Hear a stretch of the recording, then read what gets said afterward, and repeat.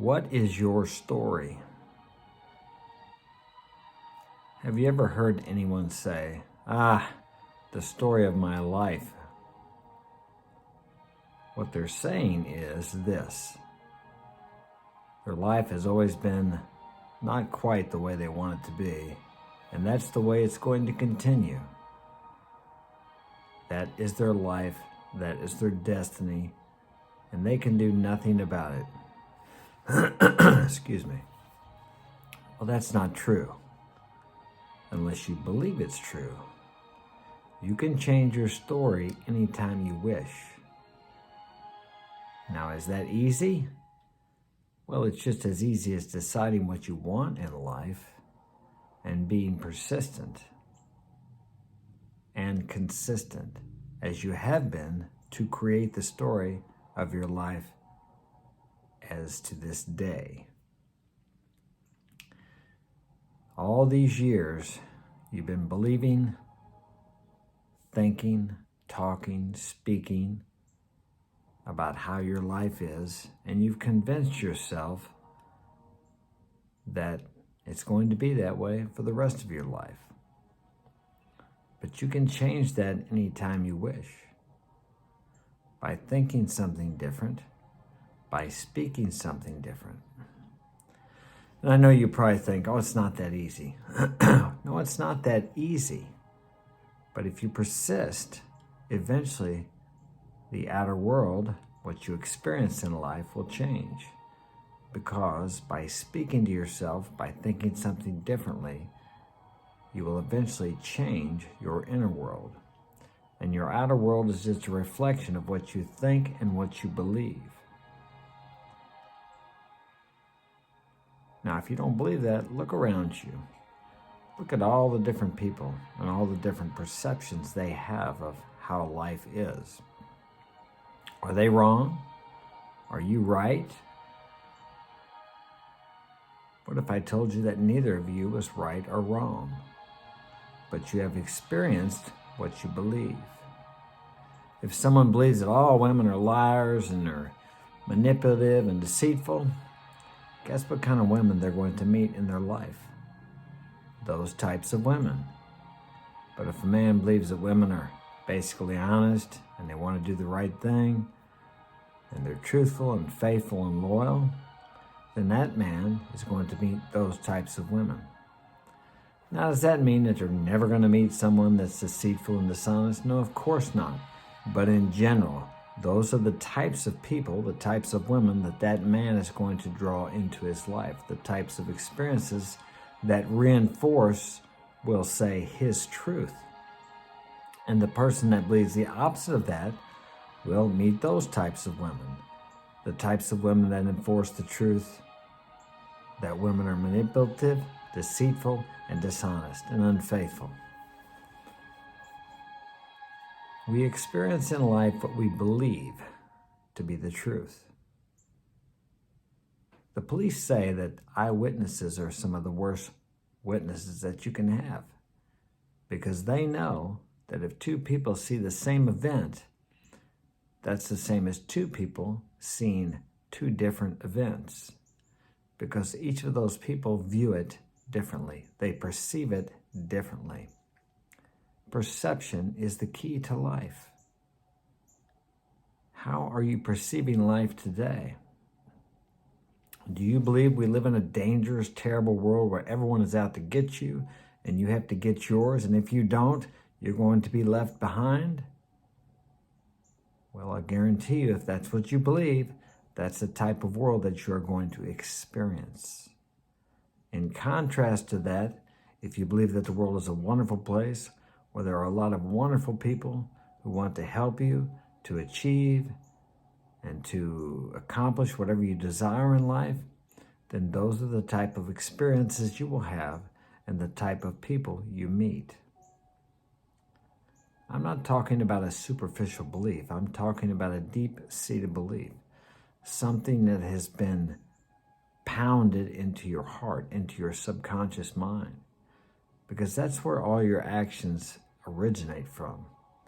They say, the infamous they say that less than 5% of the actions you take during the day are conscious choices, but rather subconscious commands or actions that stem from not your conscious rational thinking, but from your subconscious mind, which has been programmed over and over and over again throughout your life by the people, situations, the media, everything that is coming into your life through your ears and experiences.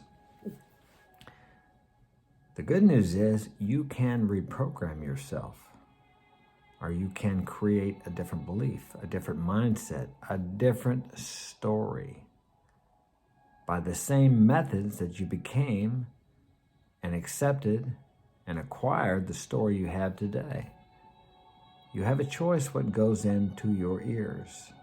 You have a choice what you read. You have a choice what you listen to. You have a choice of the people you hang around with. And all these things influence and program your mind, which is where your beliefs come from. So you can change that. Write a different story. Write out how you like your life to be, how you would like your life to be today, in the present tense. And every day, read that before you go to bed at night and when you get up in the morning.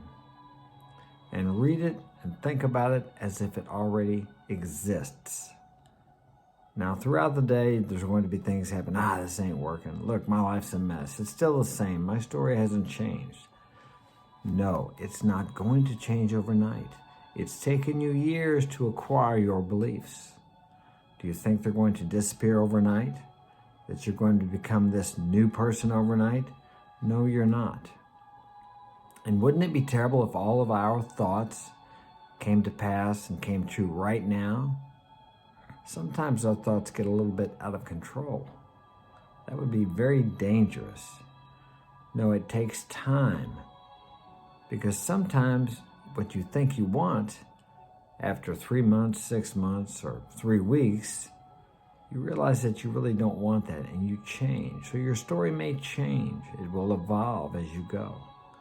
But it will stay basically probably in the same direction, an improvement in your life.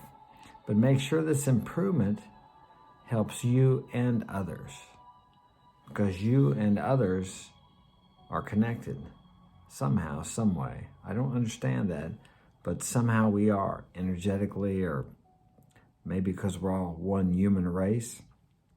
I just know that whatever I do to other people comes back to me multiplied.